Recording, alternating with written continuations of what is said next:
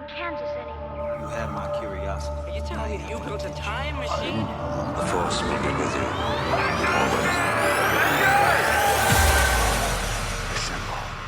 Welcome back to Get Real, the podcast where we get real about all of our favourite pop culture films and TV shows. I am Chris, and with me as always is my leading stockholder, investor in the business. He owns 49% of the business because you can't own more than half of a business because that's a conflict of interest. It's Sam. The stocks are up, the stocks are down, the stocks are down. Sell. Sell. Ding, ding, ding, ding, ding, ding, ding. I've got a bright yellow blazer on. I'm in the stock market and all that. Well, you're not. If you got Disney stock right now, you will not be selling it. You will be holding on to that. You'll be buying lots of it. To this week on episode 54 of the Get Real podcast, we are talking all about the stonks. Lots of stonks. Stonk. We're talking all about the Disney Investor Day reveals 2020. Wow. This is just like show? It's just a news segment. Like the main subject is just our news segment, essentially. I know there's no time for anything else this week, Chris, unfortunately, but there is other bits of news. This was almost like basically a D23 in itself, really. I think that's kind of what it was filling the gap of, definitely. Well, they have this every year, but I don't think it's normally broadcast. I think the investors meeting is normally a bit more behind closed doors. Whereas this year it just seemed a lot more open to everyone. Yeah, I mean, it was a bit like there was parts of the presentation. I don't know how much of it you watched, but there was parts of the presentation that were closed to other than to stockholders, shareholders. Mm-hmm. And the rest of it was, you could watch most of it. There was a couple of bits that we didn't see that we have got descriptions of. The tasty stuff that we really wanted to see is the stuff that we didn't see. But I would probably say the whole thing is pretty tasty, to be honest with you. The whole thing was very tasty. It would go down well with a fine wine, if you get my drift. Ooh, a nice Chardonnay, a nice Sauvignon. It feels a bit weird. Merlot. It feels like we've gone into the main topic and then talking about news at the end. But we should probably recap and rewind. Remix. What have you watched this week, Chris? Let's have a bit of a catch up on your week. Christmas films. I've ploughed through all films three about of yourself. You mean films like about Christmas? Christmas. You mean Christmas films? I get it. Yeah, Christmas films. Not. I mean, I've got a whole holiday based around me, but nobody seems to remember me in it, and it's really saddening. I was wondering about the big white bushy beard you were growing and all the big old bushy beard. So I watched all three of the Santa Claus movies. That's clauses in a clause in a contract. The Disney films, because Disney have got a whole Christmas section on at the moment. Quality films. Then Tim Allen just looks like more like Father Christmas as every film goes on. I always forget like how little sort of happens in the original compared to the second one. But yeah, I watched them. I watched most of season 4 of Big Mouth. Oh, okay, cool. Something I've dropped. I've never delved into Big Mouth. It is funny. It's so funny. It's grotesquely, brutally honest about stuff, and it's hilarious. Like, Charlotte had never seen it before, and there's an episode where one of the characters, obviously, like, they're all starting puberty and stuff like that, and she just gets like a massive period, and it's like like the way they depict it is just, you wouldn't get away with it anywhere else but on like a Netflix comedy. Yeah. It's so funny. And then like you've got like a character like jacking off at his granddad's funeral and stuff like that. It's such a weird fucking Thank show. God I ticked that explicit content box for this podcast anyway. Jeez. What's the other one as well? Oh yeah, they go to a summer camp and he doesn't shit for the entirety of the summer, so then like he ends up just like going crazy, and then finally has like he basically gives birth to a massive shit at the end of the episode. Brilliant. It's bizarre. What else did I watch? Still playing through Community, still watching Rebels, still watching what else am I watching? Completely forgotten. It sounds like you've still managed to watch quite a lot this week, to be fair. Yeah, it's mostly just ongoing series that I'm still watching. Still watching the Imagineering documentary series, just dipping my toe in and out of that because it's like a full 60 minutes of content in every episode, and there's so much in those episodes where it's just sort of like, okay, I need to take a break after that episode. Yeah. I get you. I think that's pretty much it, really. Okay. What have you been watching? Mandalorian as well. Oh yeah, Mandalorian. We've all been watching The Mandalorian. I think the whole entire world's been watching The Mandalorian, unless you're a hater gonna hate. But this week, what have I watched? Well, I told you that I'd watched The King on Netflix. You did. Timothy Chalamet, Joel Edgerton / Robert Pattinson. Robert Battenbat. Yeah, the medieval action drama. Pretty good. Very impressed. It's the first serious thing that I've watched Timothy Chalamet in. And I can't believe you haven't seen him in more stuff. He's been in so much over the last couple of years. Well, I mean, I've not seen. He's in Little Women, right? Yeah, he's in Little Women, Lady Bird. Basically, most things with Saoirse Ronan in. Beautiful Boy. He was in. Well, he was in Call Me by Your Name. Yeah, and that did really, really well. That was really popular, and it was just something that I never picked up. But yeah, I mean, the last thing I watched him in was bloody Christmas with the Coopers. So watching him in The King, just absolutely what a presence. Especially for his age, you know what I mean? Just absolutely commands that role in there. Very much reminds me of Aragorn in Return of the King. Just incredible, mate. Like I was really surprised, and especially when he stars face to face with Robert Pattinson in there, who to be fair again commands the films that he's in very much like. Dominate you know you remember his characters quite a lot. Yeah. What was that film?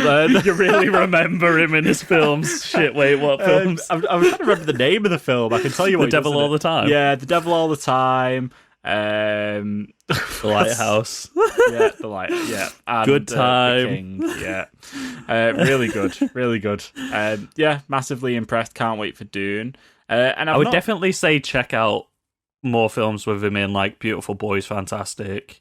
I love Little Women, and he is great in that. He's not a massive presence in that film, but he is definitely quality in every scene that he's in. Yeah, it was quite funny because after I'd finished watching The King, I wanted to watch it again, and I've never really felt like that with a film where I've unless it's been like a Star Wars film or anything, and I just wanted to go straight back into it. I just thought it was awesome. I was like, That's yeah. pretty cool.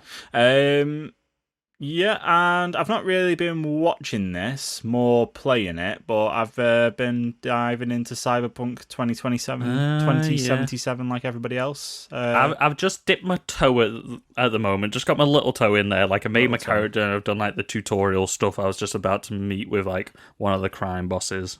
Mm-hmm.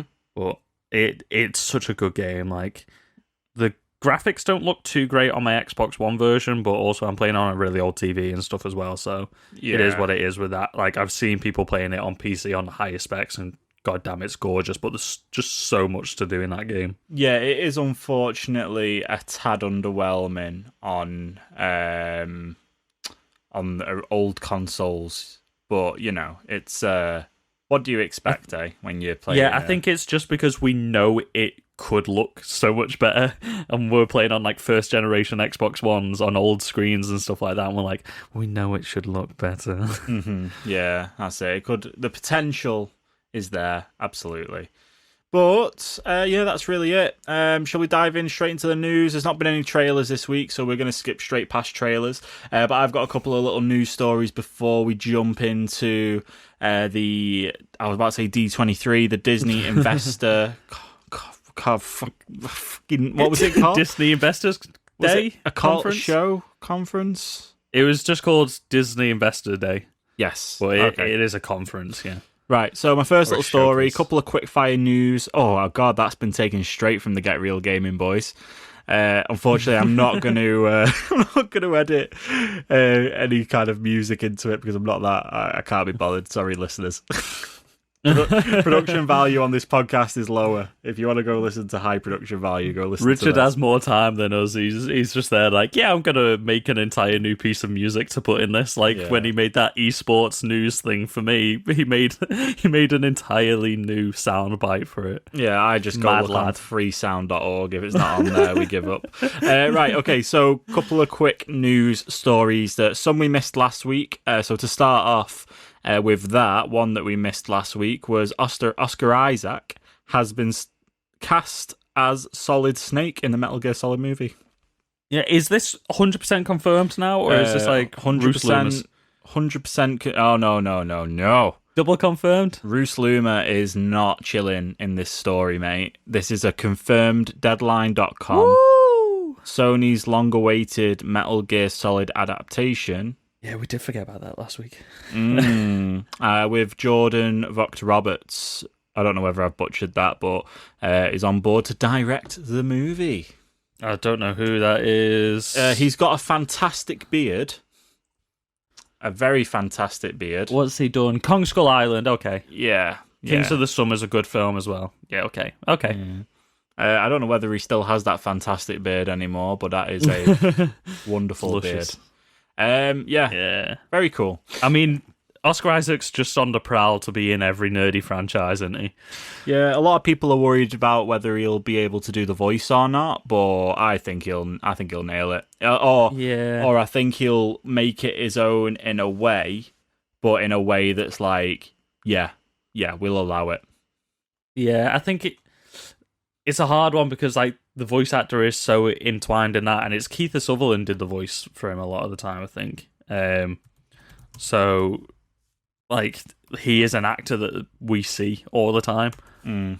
So it's like you can't really do much about it, can you? No. Do you think it'd be funny if they did a Darth Maul, Sam Witwer, Ray Park thing where it was actually Oscar Isaac acting him, and then Kiefer Sutherland does the voice? Wouldn't that be hilarious? I think the original voice was David Hayter, and then I think it changed to Donald Sutherland doing the voice. Donald Sutherland? Not Donald Sutherland, Kiefer Sutherland. all the actors. 3 or 4 actors playing this one person. Let's do it. We just mesh different parts of the bodies and face and voice together and stuff like that. Also, we had from the Marvel camp, we got a couple of stories. So, Alfred Molina is to reprise his role as Doctor Octopus in Tom Holland's Spider-Man 3. And we also apparently, it's not been like 100% confirmed in everything like the Alfred Molina one was, but apparently, so we are getting all the other members back. So apparently Andrew Garfield, Emma Stone, and maybe what's her name? Who's MJ in the original ones? I just can't Google race you to it. I'm not even doing it. I'm trying to remember what's her fucking name. Kirsten Dunst. That's there. We go. I got there. Well done, bro. I had to rack my brain for that one. Apparently they're all coming back as well, but the one that we have hard confirmed is Alfred Molina's Doc Ock, which, I mean, we were saying a while ago, maybe you could have like one villain from each of these different multiverses that we're doing to make up a version of the Sinister Six, maybe. It's a very cool idea, to be fair. So we got Doc Ock from there. We've got Electro from the Amazing Spider-Man movies. We've got Vulture possibly coming back because we know he's escaped from prison now. So you've got 3 out of the Sinister Six there. You just need a Green Goblin, maybe a Sandman. Who else? Venom, maybe. There's so many different things from it. So bring in Tom Hardy's Venom and link those universes together. That'd be cool. Yeah, they haven't said anything about that yet, but it would be the logical choice to get it involved, especially with Venom 2 coming out. Yeah, and Morbius. Speaking of Morbius, Chris, they released another trailer. It was I believe it's either the Chinese or the Japanese trailer. And yeah, Jared Leto gives a little bit of an introduction to it, but it just gives you an extra little extended look at some of the scenes. Nothing crazy, but just an extra little look. Did this give us a new release date? It's a good question. I thought I remembered seeing a headline about it. No, I don't believe so. I believe it may be still scheduled for its original release date. Been delayed to March 2021. Brilliant. Don't listen to me. Yep, delayed. There you go. I think that was what was announced earlier on in the year, though. So you were kind of right with its original release. We get a first look at Kate Bishop in Hawkeye. Haley Steinfeld was pictured in the costume on the set of the Disney Plus Hawkeye series along with Jeremy Renner. Yeah, and we got a better look at her in the small little sizzle reel that we got from the Investor Day. Got a better look at the costume that she's been wearing. I think it was from like a costume screen test that was in that. What else? So we got a first look. I say a first look, a close look at Godzilla and King Kong in the upcoming Godzilla vs. Kong film. So it's really, really short. It's literally, I think the whole thing's maybe about 10 seconds. But it shows you a clip of Kong with his bushy beard, as he has in this bushy one. beard. But he's also in chains. He's got chains around his neck, which is quite interesting. Mm. So what's going on with Kong, eh? Kong in chains. Maybe they tried to bring him to the States or something after Skull Island. Maybe they're like, this Godzilla fella ain't being a good boy right now. Yeah. All these Mothra and King Ghidorahs tearing shit up, so let's bring Godzilla to come fight them. So they chain him up and they drag him, and he's an old grizzled man. He's like fucking, what's his name? Fucking not Harrison Ford, Liam Neeson. Do you reckon they got Liam Neeson from his new Marksman fucking film to just do mocap and then just put him in everything? They just put him in a gorilla suit. And put some chains just around being his neck. just do an old man revenge film, but it's King Kong as the old man. There you go.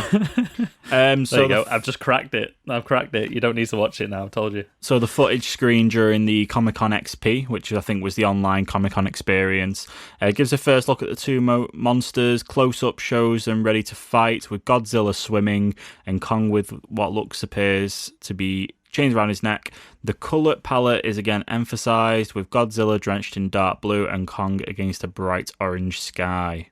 So that's cool. So Teal and orange, baby. Teal and orange. Which one's going to win?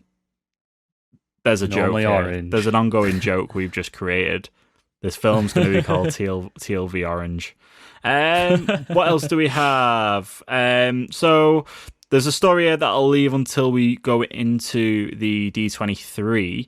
It was a loose rumour. Sorry, Roos Luma. Bruce Luma, get his name right. He will be upset by that. He's breathing down my neck now. He's already pissed off. Strike one. Stop. Oh no! Right, he wasn't happy about that, mate. Fucking don't do that. Jeez. Have you seen the small look at History of Swear Words? Netflix is a joke with Nicolas Cage. No. So, where are you getting all this stuff from? I've apparently not been on the internet this week. So, History of Swear Words is going to be... So, Nicolas Cage hosts this proudly profane series that explores the history and the impact of some of the most notorious bad words in the English language. So, the video that Netflix posted is him... aggressively painting and talking about it as though he's painting, but it just looks like the most bloody Nicolas Cage thing. That he looks like he's just leaning into just like absolute comic satire. His beard almost looks fake in this. It's a very like his very beard well, looks too trim. I know it's very well kept, isn't it? So 6 episodes of the series will dive into the origins of pop culture usage and science and cultural impact of the swear words such as dick, and damn. And we're cancelled. This is the official statement. It'll also cover beep and a bit of a beep. It's funny. I'm probably gonna I might have to go back and bleep some of them. Let me. Which one? I don't Which know. one? I'm Dick? not Which one? Oh no! Right, I'll have to. I've I was left being them out. produced by Funny or Die. Right, this all seems to be making sense. I'm quite excited for this. He's got never knew it guest was a stars. thing. He's got guest stars. He's gonna have Nick Offerman from Parks and Rec. Brilliant. Fantastic. Sarah Silverman. Yeah. Open Mike Jeffries. Eagle. DeRay Davis, Kim Booster, Joel Kim Booster. Sorry. Very good. Don't right. know most of these that's people. that. And then my last story for you is the Mandalorian blaster gets a full-scale premium Nerf gun. There's a fun little story for you. Amazing. I did see that. Yes. He's very also in Fortnite now. He is in Fortnite now, alongside Master Chief, which is cool. Yeah. We were joking about it the other day when the Game Awards were going on. Also, check out the episode about the Game Awards with the Get Real Boys. Get real boys. That's coming out on Wednesday, so get listening to that. We were joking with all the reveals going on. It's like we're going to have like Mickey Mouse and everything like that shooting guns in Fortnite in a minute. Fantastic. They're just crossing over with everything else, so you may as well. Right, and the the Roos Luma that we had, Yes.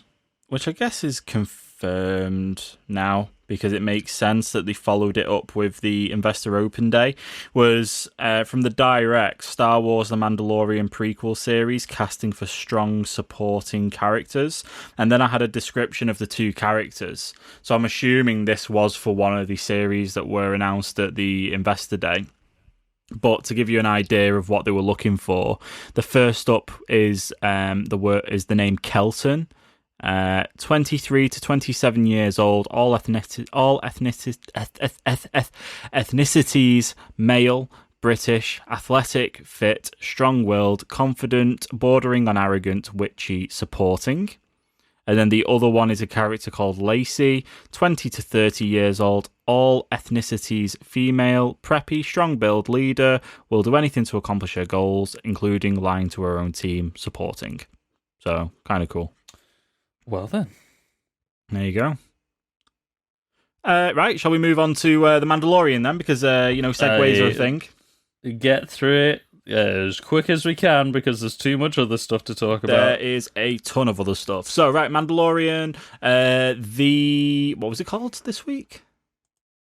A bit less rememberable, I would say, because I was quite surprised that, well, the actual name of the episode for me didn't really link into what actually happened in the show, if you get me. No. Maybe it did, maybe it didn't. It was called The Believer. The Believer. This is the second to last episode. I know, the penultimate episode. Yeah, the name just doesn't seem to fit it, The Believer, does it?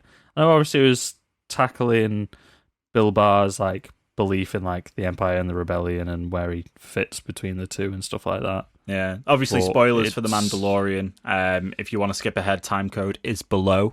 If you want to bounce around the show and listen to what you want to listen to. But yeah, skip ahead if you've not seen this week's episode of The Mandalorian. This week being last week, the Monday before the finale. Sure, yeah. Right, so they went and broke Bill Burr out of the Republic jail, and they took him to an Imperial planet to get some codes to find out where Moff Gideon is. That's pretty much a good summary of the episode, isn't it?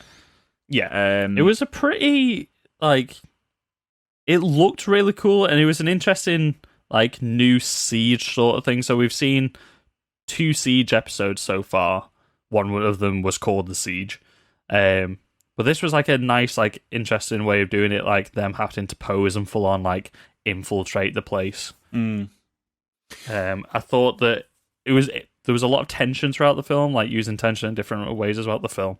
The episode, like, with the Rhydonium, was it? Yeah, Rhydonium. That whole chase with the pirates at the beginning, and then you saw a bit more of a human side to like some of the Imperials and stuff.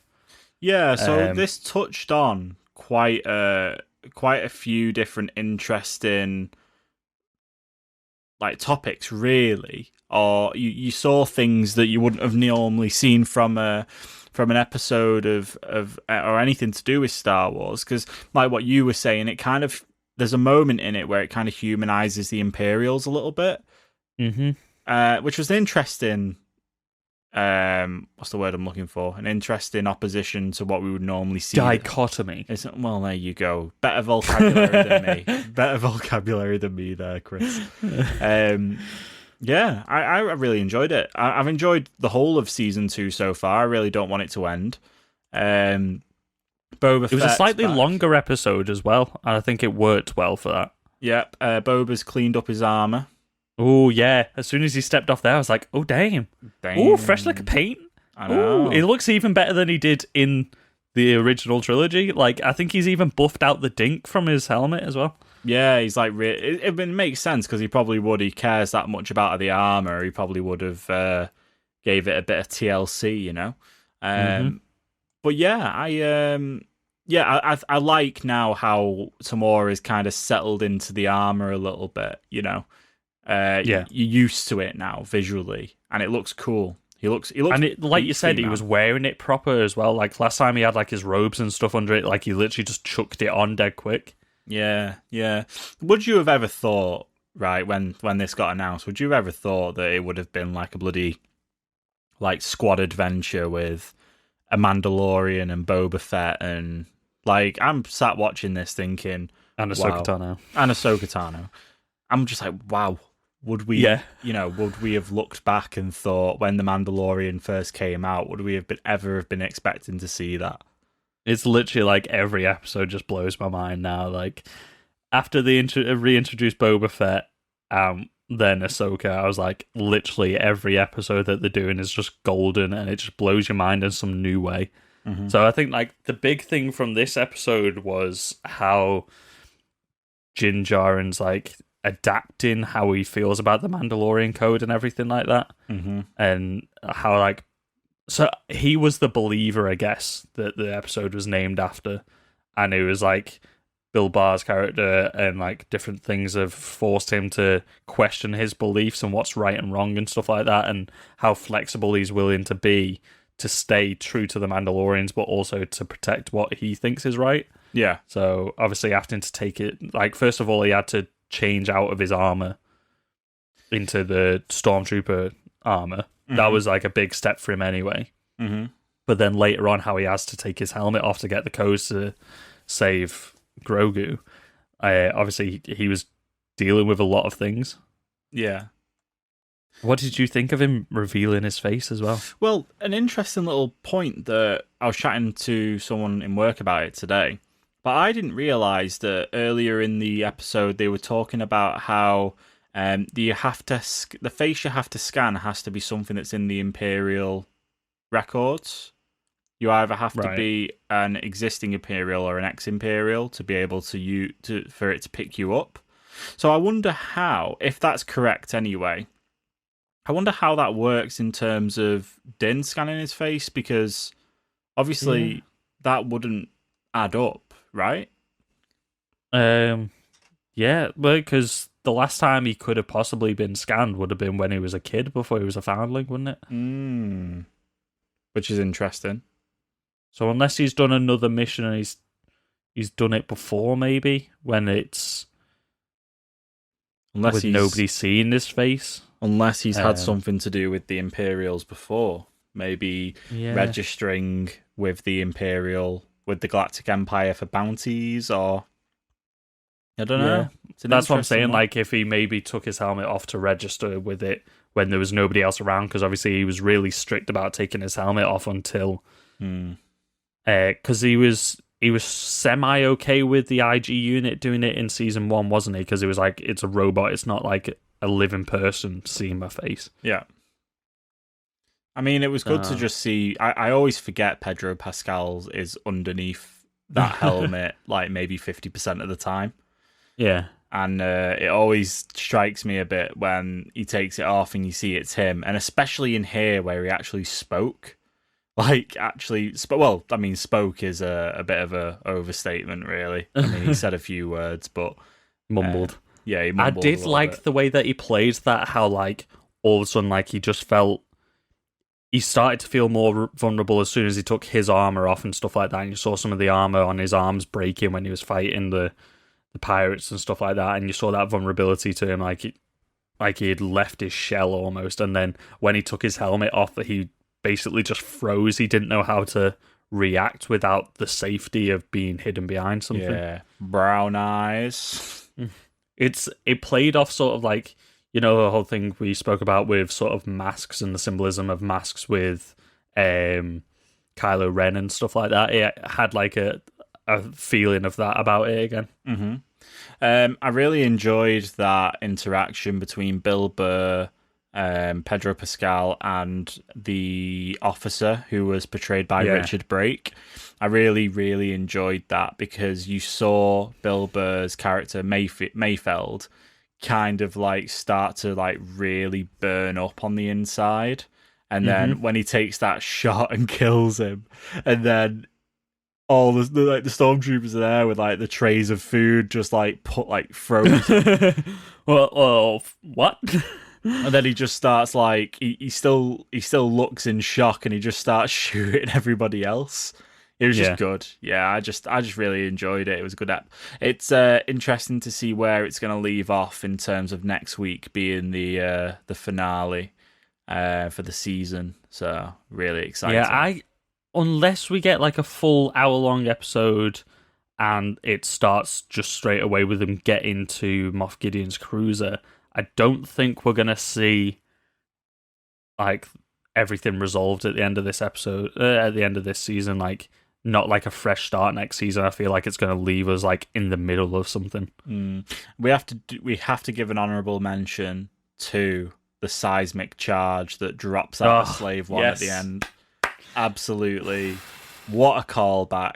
Callback, boys! I've seen so much like buzz about it online. Like, as soon as we saw Slave One, I've seen so many people being like, "I hope to God, like, we hear that sound of a seismic charge going off again," and stuff like that. And I was like, just made me drool thinking of it. I was like, "Oh, it'd be so good," but we'd have to get into like a dogfight for that. And then like when it was just like in this escape thing, when he does it like in low orbit and stuff, I was like, fuck yeah. Yeah, he knew he was gonna pull that out and drop that charge, and just it's the silence as it's detonating. It's so fucking good. It reminds me of just like, you know, the moment in The Last Jedi where they fly through yes what's that ship called? Snoke's ship. Yeah, doesn't matter. Snoke ship. It's not the Juggernaut. The Juggernaut's the one from the beginning. Yeah. It's like that moment of just like crash, silence. Yes. And then powerful. Very powerful moment. Right, yeah, that's The Mandalorian. Let's hit onto the main topic now and talk all about Disney Investor Day. So, oh my word, where do we start? I've got a pretty decent list, and it's sort of like in almost hype order. So it starts kind of with the HBO and FX stuff, and then it gets into like Disney, Marvel, and Star Wars. Oh, okay. You want to do it like that? We build up the anticipation. We can certainly do it like that. Now, we will be going through this at a bit of a breakneck speed, just until it gets to some shit hot bits. Yeah, because there is just a heck of a lot to go through. So strap in, get your drinks or whatever, and let's go. Right, hit us off, Chris. Okay. We'll start off with HBO. HBO is not a massive thing in the UK, so we'll start off with that. Let me drink some water so I'm ready for it. Sorry, HBO? No, I say HBO, I meant Hulu. Edit. Sam doing edit. Fantastic start. It's in. It's right, we're going to start with Hulu. This is why I drank my water. Okay, so we got an announcement of The Handmaid's Tale is getting season 4, and that returns in 2021, and they've also been renewed for season 5. We've got, after that, Only Murderers in the Building, starring Selena Gomez, Martin Shaw, and Steve Martin. It's like a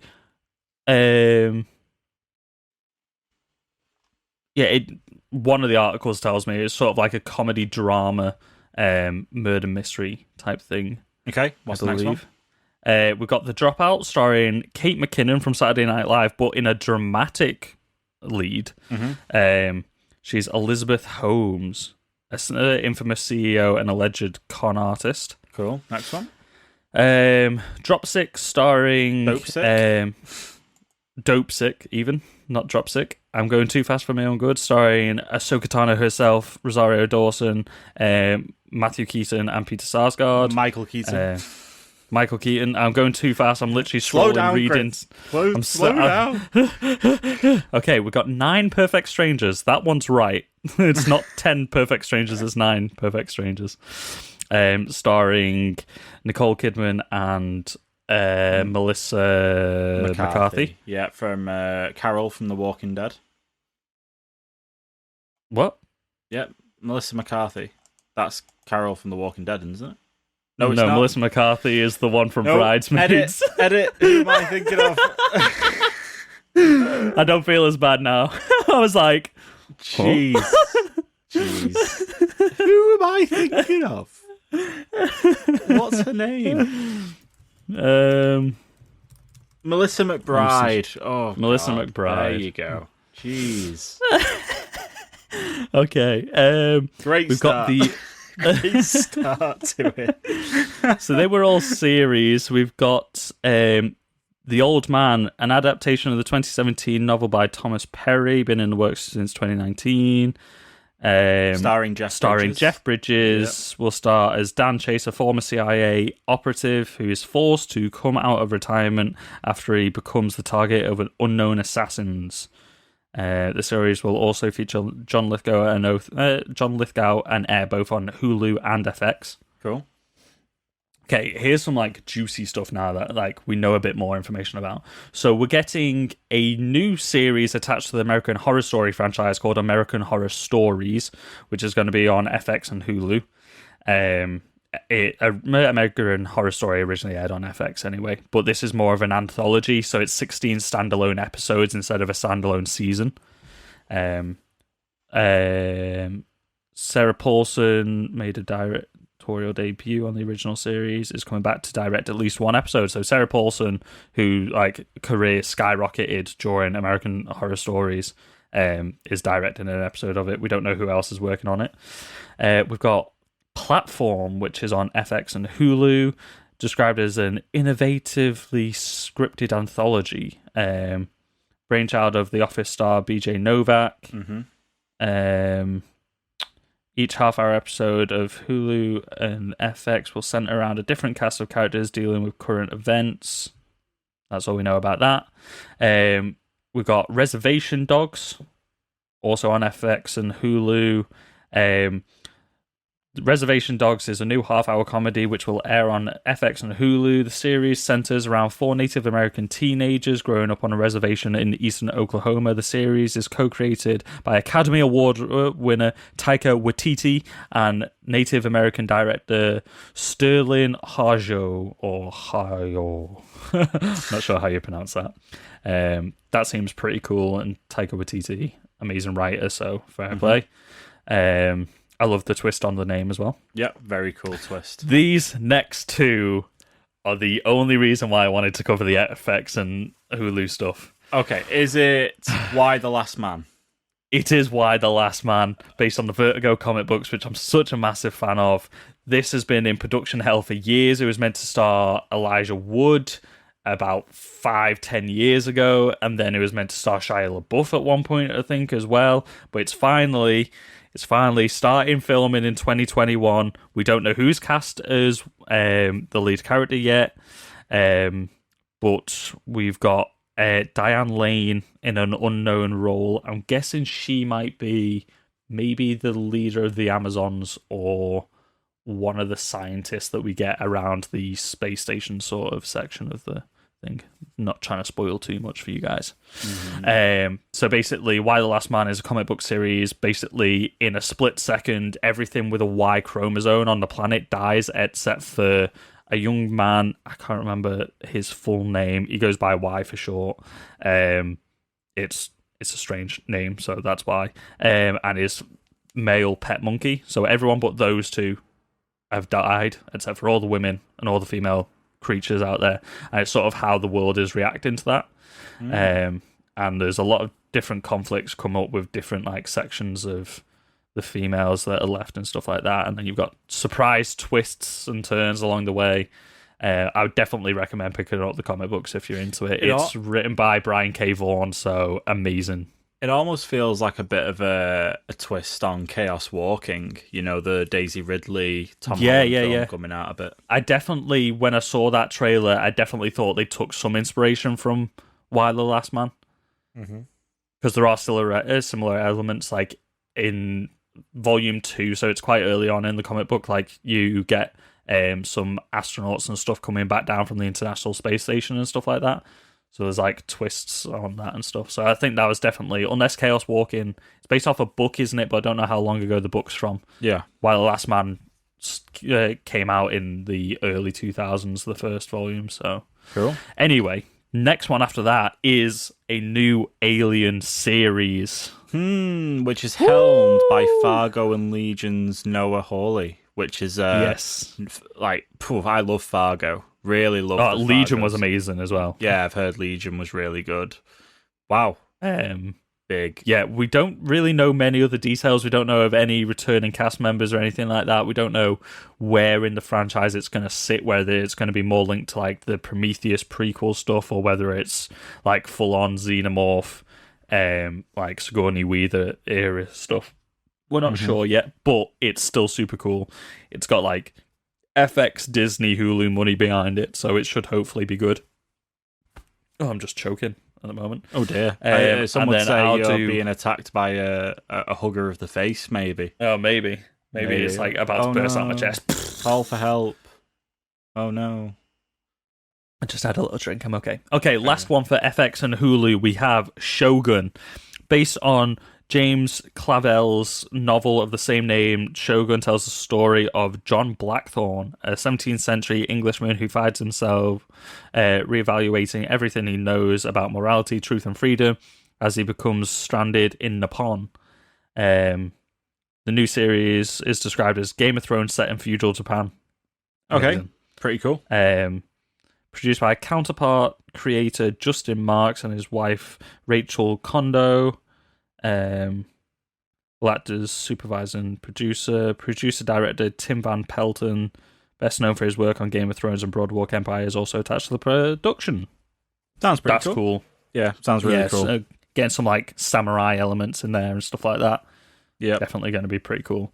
Okay, my list has just gone into Star Wars, so do we want to go on to Star Wars now? We jump into that really quick. So Raya and the Last Dragon was something that we spoke about in trailers a bit ago, featuring Kelly Marie Tran as the voice of Raya. That is going to get a simultaneous theatrical and Disney Plus release on March 5th. It will indeed. With Premier Access. Very similar to, well, it is basically what Mulan did, right? Yeah, only it's getting the cinema release that Mulan didn't get, yeah. Yeah, interesting. That's definitely cool. Do you reckon this is something that you're more likely to pick up on? I mean, it depends totally on the price, because Mulan was a bit pricey in the UK, I remember last time, wasn't it? Yeah, it was 30 quid over here, wasn't it? Yeah. I think they're definitely probably going to reduce how much it costs after the backlash from Mulan. Yeah. We'll see, because I think Soul is doing the same thing at Christmas, isn't it? Mm-hmm. So we'll see how much that is, and then we'll see whether they've learned from their mistakes. I would still hope to see it in cinemas, because I know cinemas are reopening in the UK. So, like, we've got Wonder Woman coming out. I'm hopefully going to be able to go to the cinema a bit more. So something like that I might see in the cinema, but some of these other Disney things that they've announced I might watch from home. Yeah, agreed. Do we want to keep on with the Disney stuff then and save Marvel and Star Wars for the end? Let's... we jump into Raya. Do you want to... I just wanted to mention that because that was at the top of my article. But I would really like to get into the Marvel and Disney stuff. So, I mean, let's do a list each, right? Do you want to do Marvel or do you want to do Star Wars? I'll do Marvel. Okay, well, I'll take it away with Star Wars then. So, my list starts off with Star Wars Rangers of the New Republic, announced for Disney+. So, Rangers of the Republic, an original series set within the timeline of The Mandalorian, is coming to Disney+. I have a feeling this was designed for Gina Carano's character. I've got a feeling, yeah, maybe. Yeah, I have a feeling that's kind of where it sits. It'll follow the Republic side of stuff during The Mandalorian that we kept getting peaks of with like Dave Filoni's character and the X-Wing pilots and stuff. It's apparently going to center around X-Wing pilots in the Outer Rim. Interesting. Pretty cool. So, lapping up those stray Imperials and stuff probably. So that's exciting. On my list, it does actually say that this is apparently the rumored spin-off for Cara Dune. Yeah, it would make sense. It would make sense for that to be where it is, because she's now... Doesn't Mando say to her? Is it the Ranger of the... She's a Marshal of the New Republic. Marshal of the New Republic, that's what he says. So yeah. It would make sense. Next one is... Ahsoka, a new original series starring Rosario Dawson and set within the timeline of The Mandalorian, is coming to Disney+. So this is obviously why they kind of dropped like one episode of like some of these new characters and stuff like that, like bringing in these new themes, like because it seems like they're going to wrap them into their own series and stuff. Yeah, and I have a feeling that is why, I think maybe that's why she said...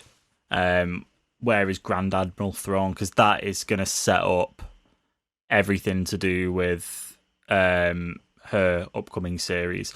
It seems like this is going to tie off like all the loose ends that we got with Ahsoka, so this is probably where we'll get Sabine Wren and Thrawn and Ezra and stuff. Yeah, absolutely. Did you notice the background and the logo for this is very much like World Between Worlds visual? Yeah, it's got like the ancient language of the Jedi and Sith and stuff like that, and it's got sort of like the old star maps that you see from Jedi temples and stuff. Yeah, it looks very, very reminiscent of World Between Worlds. So yeah, definitely. That's exciting stuff. It's exciting. Actively developed by Jon Favreau and Dave Filoni. So obviously Dave Filoni's going to be close to this. The Filoniverse is here. It is here. Next up from Star Wars Andor first look revealed. Everything I did for the Rebellion. An original series set in the Star Wars universe is streaming 2022. So we had the news story that this was commencing filming about a month ago down in London at Pinewood. Diego Luna showing up. We got a first look, though. I don't know whether you've had a chance to have a little look at this, the sizzle reel. This looks really good. Really good. Yeah. I'm actually a lot more excited for this than what I was before I saw the sizzle reel, because some of the visual, like the concept art, and you only have to look at the concept art that the Mandalorian, how that ends up looking like in live action. Mm-hmm. Yeah, big scale, I'd say. And they were talking about the scale of it. Like, so they've got 200 named actors. It's only a 6-episode season, isn't it? I'm not too sure about those details. They had 200 named characters, and then you had, I think, 500 and odd, 600 and odd unnamed background extras and characters. Jeez. So it's like a huge production. That's more than we've seen on anything on the Mandalorian so far. Yeah. And they were building like huge full sets for it and everything. They were like describing it more as like a film production rather than like a series production. Yeah, well, this is set prime time in the original trilogy, isn't it? Because of before the original trilogy, this is the early days of the Republic. Well, yeah, you'll have the because they die before. Yeah, that's a very good point. Trilogy. Yeah, that's a good point. It sits then in that really interesting time between Revenge of the Sith and A New Hope. Then, which I more time where Darth Vader's around doing his thing and the Empire's at its prime. Give me it. We've already had an announcement that Genevieve O'Reilly will be coming back as Mon Mothma and Alan Tudyk's coming back as K2SO. So maybe we've got him finding K2SO and reprogramming him for the Rebellion and definitely stuff. An episode 1, episode 2 thing. definitely. Yeah. Give him a little buddy cop thing. But definitely, like you said, it's in that period where anything could happen. It's so dark and gritty at that time as the Empire's forming. I'm going to come back to one of these stories because I think you need to strap in, and I need to do an upwards curve. We need to warm up. I need to do an upwards curve to this story. Let's do a few more other ones first. So Star Wars The Bad Batch animated series trailer released. This looks awesome. It looks like obviously it takes place after Order 66 for most of it. It follows on from the Clone Wars. The Bad Batch were introduced in the final season of the Clone Wars. They vary genetically from the brothers in the Clone Army. Each possess a singular, exceptional skill, which makes them extraordinary, effective soldiers and a formidable crew. It's a D&D party. It's a D&D party, basically. So we also, from the trailer, we figure out that it's after Order 66, which is really cool. So we've got these guys facing off against, what become the Stormtroopers, what were the clone troopers becoming stormtroopers. Yeah. And this gets me even more excited after seeing that final season of Clone Wars, because when they go hard on animation, they go hard. That final season is amazing. It's got the best, one of what I would say up until now is some of the best 4 hours of Star Wars, 2 hours of Star Wars I've seen. Just phenomenal stuff. Yeah. So yeah, if it's anything like that, you know what? Take it away. I will watch a new animated series. I think the engine that they're using for the animation as well seems to just be getting cranked up by ILM. Yeah. Got there. It seems to be just getting cranked up all the time, because this looked like the final season of Clone Wars, but then with amazing shaders on. They switched RTX on for this, definitely. The lighting in this trailer was phenomenal for an animated show. It's what Akira achieved back in the 80s. Yeah, you get some clone commandos as well. That's pretty cool. A couple of nods. We saw as well what looked like, it almost looked like a white version of the Dark Troopers. So I wonder if they're going to be a precursor to that, maybe bringing in different elements of that, because obviously we've just had the downfall of the droid army, so they'll be using that sort of technology, and we see sort of early versions of Stormtrooper armor and stuff. We see Palpatine going apeshit, so. Like I say, you see that transition, don't you, for the clone army turning into the Galactic Republic. Yeah. But it's something that we haven't seen before, we've only heard about. Yeah. Yeah. So very, very interesting. And yeah, I love what they do with the animation stuff. It's just awesome. A little Tarkin nod at the end, which is nice. Yes. Tarkin going from his Republic to his Empire transition. Nice. It looks like almost there's a little nod to a couple of droids in there, which you may notice from season 7. It kind of reminds me of. But yeah, no, it looks beautiful. Looks really good. Right, next up, because we spoke about the Bad Batch for quite a bit then, actually. Star Wars... It was the only one with a full trailer, so true. We'll let ourselves off with that. And that's out 2021, so hopefully sooner rather than later. Star Wars Visions, an original series of animated short films, celebrates the Star Wars galaxy through the lens of the world's best Japanese anime creators. This is interesting. This is an interesting move. I was not expecting this in the slightest. This is a big announcement. So they've done it with they've done it with the Marvel universe before. So Star Wars was the next logical step. Yeah, it's a bit like the What If, but not the What If kind of thing. It's like an anime nod to some of the biggest stories in Star Wars, isn't it? So. Yeah. That seems interesting. We haven't seen anything from that yet. I think it may have got shown in the investor exclusive bit. Yeah, we saw some concept art and some early sketches and stuff like that, but nothing, no moving footage of it. But apparently they're working with all the major studios from anime are getting an episode each. So the art style is going to vary so much, which is going to be beautiful. And the way that they tell stories in anime is greatly different to how they do it in Western animation. So it's such a cool idea. Yeah, watch this space. Star Wars Lando event series announced. So I don't know what it means by an event series, but to summarize this, basically, Lucasfilm president Kathleen Kennedy announced Star Wars Lando during the event, confirming it will be a brand new event series featuring the galaxy's favorite scoundrel. Dear White People creator Justin Simeon has been tapped to develop the story, which is in early development now. Curiously absent from the announcement, however, was who will actually be playing and portraying Lando, whether that be Donald Glover or Billy D. Williams. So, interesting. I think what they mean by event series is it's a one and done series instead of like an ongoing series like Mandalorian. Yeah, maybe. Yeah, it makes sense. But, interesting, eh?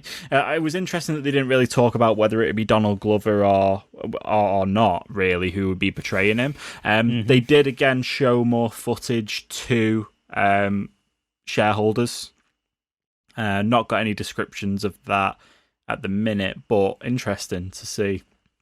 I think they might still be in the writing process, so they're trying to decide whether they're setting it before after Rise of Skywalker, or before it after the original trilogy, or whether we're going to like the solo era of it.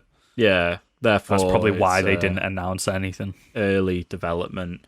Next one, Star Wars The Acolyte series details announced. So this is coming from Russian doll creator Leslie Headland. Fans got to learn the official title for the surrounding the series. This is also going to be set in the final days of the High Republic, a timeline that is set to be explored in Star Wars' new publishing initiative early next year. Excited. So we're talking pre-Phantom 200 Menace. years before Phantom Menace. Yeah, but not as far back as the Old Republic, which I think's right. I'm not sure. But, yeah, I mean, cool. The Acolyte, believe it's going to be female-led, this film, which will be great.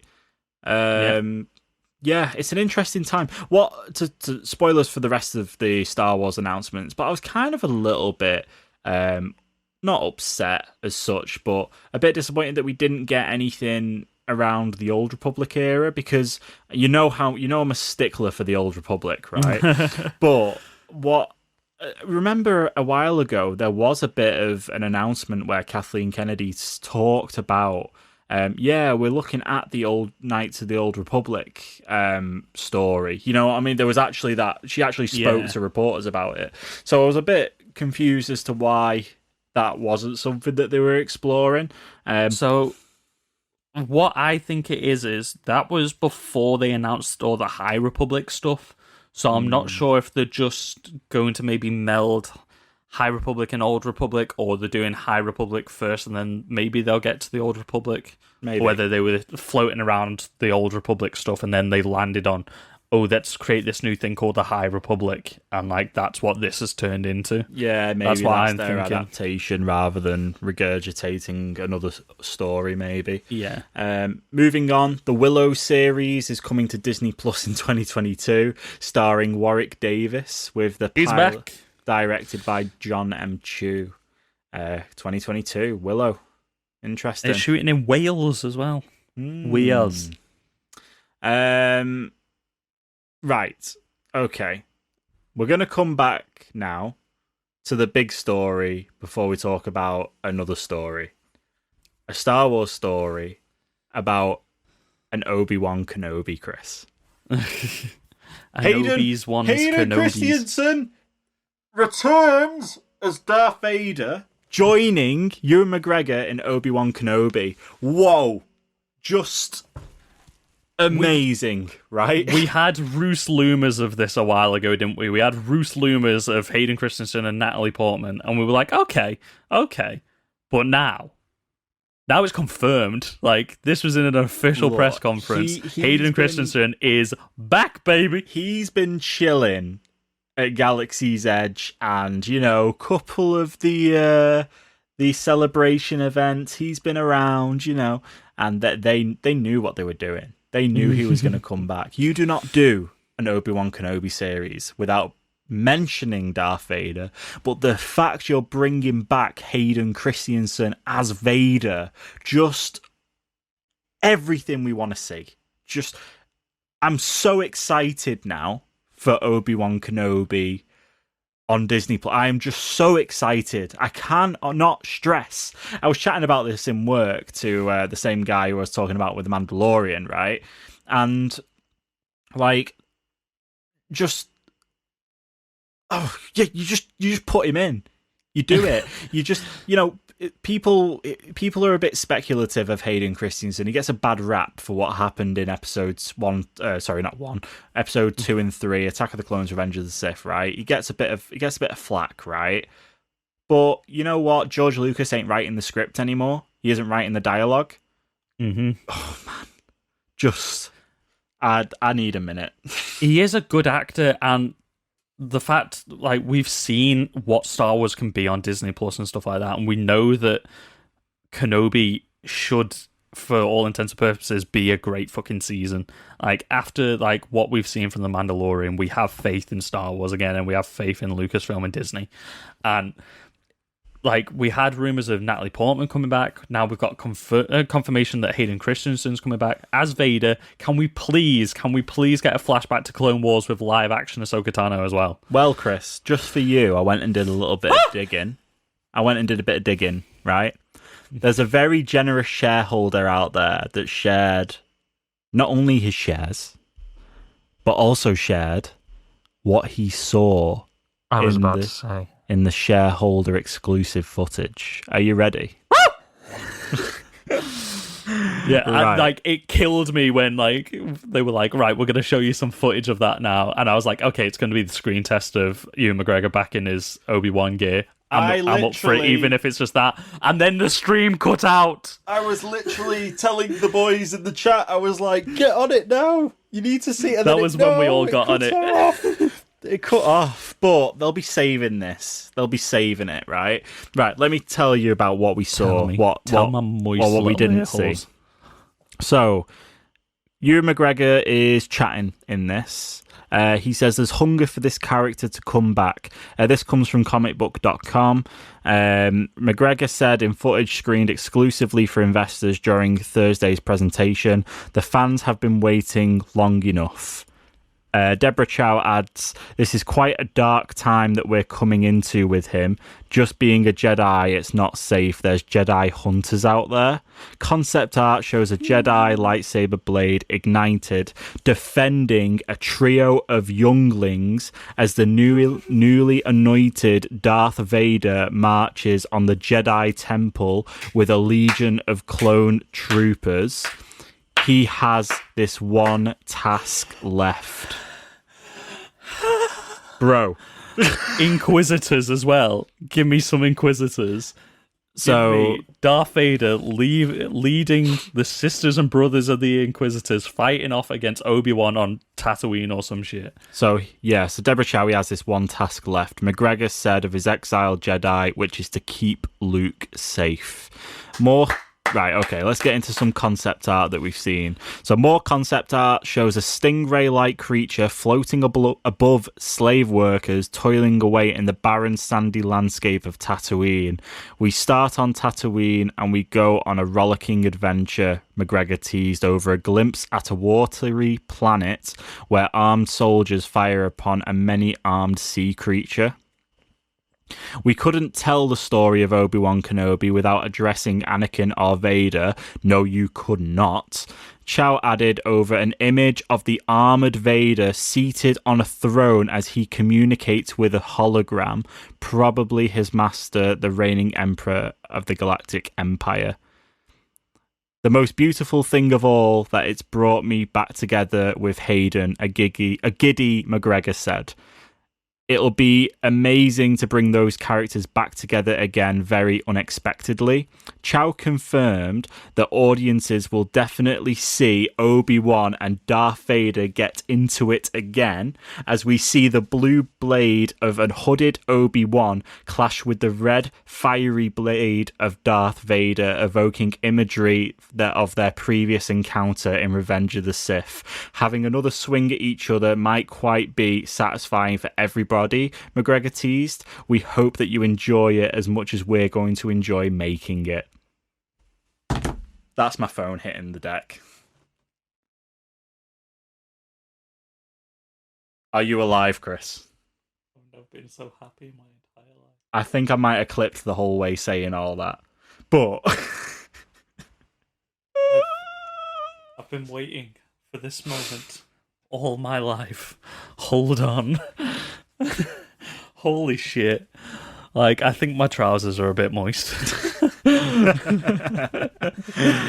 wow. I am literally so stoked. Oh, I literally just like leant back. I've got all my lights off. I've just got some mood lighting on in my thing right now. My lamp bulb went just as we started recording, so I'm just in a dark room and I'm just sort of like reclining in my chair, like, oh boy, oh boy. And that's it for this week's episode of Get Real With. We can't talk about anything else ever Yeah, again. just insane, right? Like, they know what we want. Yeah, and this is what I was saying. Like, you just can't put Hayden Christensen back in Star Wars, and you cannot put Obi-Wan Ewan McGregor back in Star Wars and do it wrong. You have to do it right. That's why they got Deborah Chow to do it. That's why they brought them back. That's why it's set where it is. That's why it got delayed. That's why it had some problems when it was first coming in. They had to go back with the script because they've got to do it right. And I think based off I had to rehydrate after that. I think based off what we've seen and what we've heard, I think this is my most anticipated thing from Disney Plus. Oh, obviously. It has, obviously. Yeah, it just has to be. Like, what would have been the icing on the cake is seeing that footage. But there is definitely a reason why we have not seen that footage yet. It doesn't say anything about when it's coming out through the official Star Wars Twitter. But you know what? Take as long as you need with it. It'll be 2022 at the earliest, that now. Yeah, take as long as what you need with it, Lucasfilm, because I'm ready. I'm ready. That's all I have to say about that. Right, we've got 2 more Star Wars properties left. Right, big one is Star Wars Rogue Squadron movie coming from Patty Jenkins, December 2023. Yes! Yeah, that is the new theatrical release, eh? Well, we got announcements of 2 new theatrical releases. We've got this one with Patty Jenkins, and have you seen the little like teaser thing that Patty Jenkins filmed for it? I did, yeah, I did. So Patty Jenkins like tells us a bit about her history coming into the franchise and stuff like that, how she's like always been a fan of Star Wars and stuff, which, I mean, everyone's a fan of Star Wars and everyone's going to say that if they're doing a Star Wars thing. But I didn't realise that she was the daughter of a fighter pilot as well. Like her life growing up, what she describes seems to be like the origin of Hal Jordan. Yeah, literally. So she's like, she wanted to do a film about fighter pilots and stuff like that. If people had known that sooner, she definitely should have done the new Top Gun film, but that's by the by. So she's taken everything that she knows from that sort of world and like her love for speed and fighter pilots and like wanting to honor her family and stuff like that. She's taken that into Star Wars Rogue Squadron. And like you've seen what Patty Jenkins can accomplish when she's driven by something and when she has a deep personal connection to something like Wonder Woman and Wonder Woman 84. Seem to just be love letters to femininity and love and power and respect and everything like that. And like the character of Wonder Woman, now you take that love and passion into a Rogue Squadron movie in December 2023. Holy shit. Yeah. Like, I was really, really happy to see Patty Jenkins getting not only something in Star Wars that I'm sure we spoke about a while ago. I think we said it's only a matter of time before Lucasfilm or Disney pick her up for something. Mm-hmm. Whether or not, I don't know whether Rogue Squadron really, the concept of Rogue Squadron is what I was expecting, but nonetheless, amazing. Like, a home run with this, absolutely. And it's amazing as well. I believe this would be the first Star Wars film to be directed by a woman as well, if that's correct. Yeah. Yeah, which So is far, also, yeah. again, amazing. You know, brilliant, incredible. She's an incredible director. But like I said, I think the only thing with me right now is I think I need to see more about what Rogue Squadron's going to be about. Where's it going to be set? A lot of people are saying that that's a sequel X-Wing. Something Okay. from the Rise of Skywalker, Last Jedi, that kind of thing. But then it's an original trilogy X-Wing on the logo. So, yeah, I don't know. I don't know. I don't know whether it's going to be... Is it Rogue Squadron from... is Wedge going to be in it? Or is it going to be a new Rogue Squadron? Or... I'm not entirely sure. It depends on when it's set. But I am interested, because we all love the dogfighting bits and we love, the aesthetic of all, the ships and stuff like that. So it would be nice to see a film set more inside of the cockpits. Yeah, definitely. This brotherly bond, well, not just brotherly bond, but this family bond that a squadron like this will have. Yeah, it gives us a bit of a break from Jedi and the Force as well, which will be nice. Yeah. The last, all three trilogies is that focused on the Jedi and, the Sith, and it'll be nice to have a bit of a break. So... I'm feeling like final third of Rogue One vibes. Yeah, definitely. And you can't fault, you go to watch a Star Wars film for two things. You go for the lightsabers, you go for the space fights, definitely. Yeah. But also you said there's another one. So is this the Taika Waititi? He's going to be directing a theatrical release as well. It is, yes. There's also one other Star Wars property that we haven't talked about yet. But yeah, Taika Waititi getting his own feature film. Yep, that was a rumor a bit ago. We weren't sure if he was getting a series or a film or not, but Kathleen Kennedy said that he's writing and directing his own film. Interesting move. So, what do we think he's going to write about? We know he likes kooky squad films and stuff I'm hoping a Ragnarok, but in the Star Wars universe. You take some of the weird, obscure. Imagine him doing a bounty hunter movie. Yeah, that'd be pretty cool. I don't know whether they do set that, it though, between Empire and Thingy, and you do Boba Fett, IG-88, Bosk. I don't think you'd get that, though, because of the Mandalorian being what it is. Yeah, true. Yeah. But also, because we don't know what that's going to be yet. There's not been a lot of talk about Ryan Johnson's trilogy. Yeah, that seems to have been swept under the rug. Also, the Benioff and Weiss trilogy as well. Yeah, that's kind of been lost a little swept bit, under the rug. It? So yeah, I think they're just cancelled. All that sort of stuff. I think it's just been swept under the rug, it's done. Yeah, or maybe that's now been scheduled further back down the line. Maybe, who knows? All right, what's the Star Wars property that I've missed, mate? I know there's other Lucasfilm properties, but so we're getting a new animated Star Wars series called A Droid Story. This will focus on the two infamous droids, C-3PO and R2-D2, with a new hero trying to help them, guide them on their destiny. Interesting. So is this going to be a remake of Droids? Is the hero going to be the guy from that, or maybe the Rey-looking character that we got in that? Does anybody want a remake of Droids? I mean, it sounds close enough. If you've ever seen Droids... It's fantastic. What are you talking about? Yeah, it's fantastic. Definitely fantastic. What's the other one? You said there was two. No, that was it. Oh, that was okay. the other one.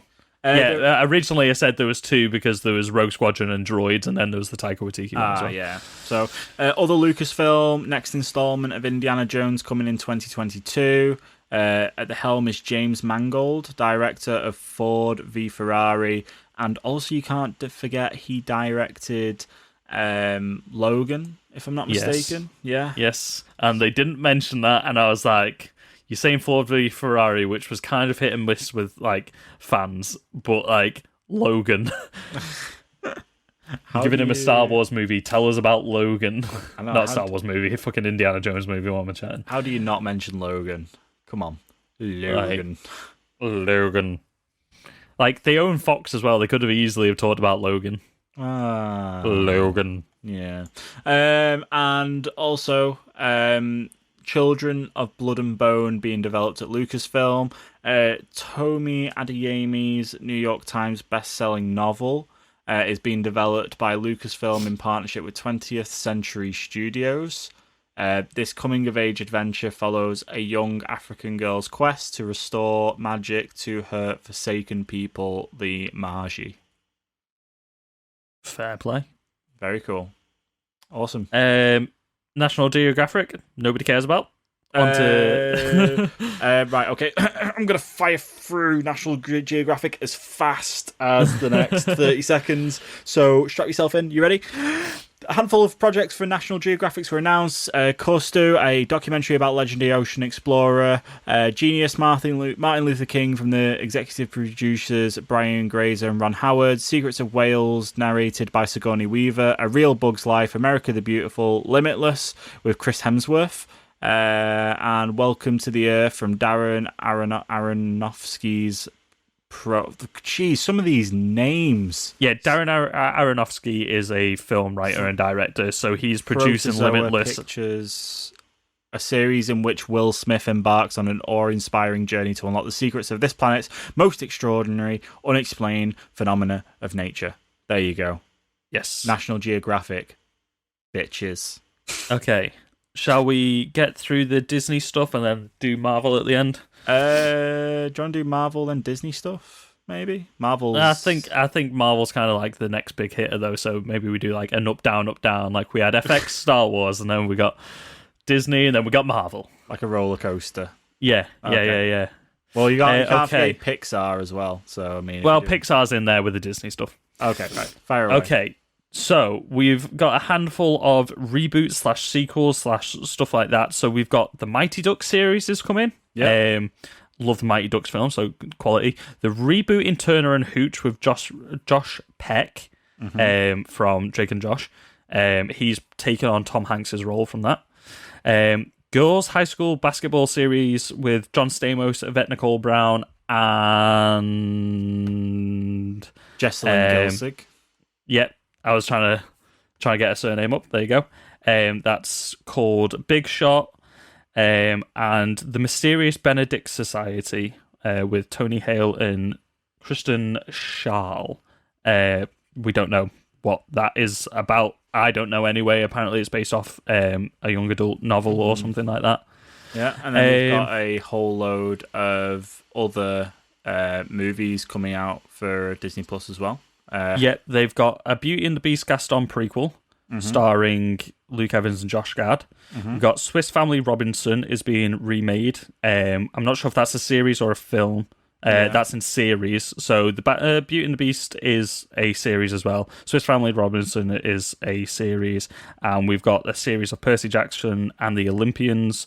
I believe they're rebooting that one after the Logan, what's-his-face trilogy that we got. Okay, Disney films now, which are being released on Disney Plus exclusively, I believe. So you got Hocus Pocus sequel. Yeah. You've also got Andy Shankman is directing Three Men and a Baby starring Zac Efron. That's another reboot. Yeah. We've got some sports productions coming out. There's quite a few of them. A cynical young comic book fan and her superpowered squirrel sidekick team up in Flora and Ulysses. Original movie streaming on February 9th on Disney Plus. So that one's coming out pretty soon. Did you mention her superpowered squirrel? Yes, I did just mention a superpowered Sorry, squirrel. I just need to make sure that you said superpowered squirrel because that sounds good. It does a 3-point superhero landing, which actually, funnily enough, is a thing that squirrels do out in nature anyway. When they land in like a 3-point landing, like a superhero. Very cool. Diary of a Wimpy Kid. Why didn't they just make a Squirrel Girl live action series though? For Marvel.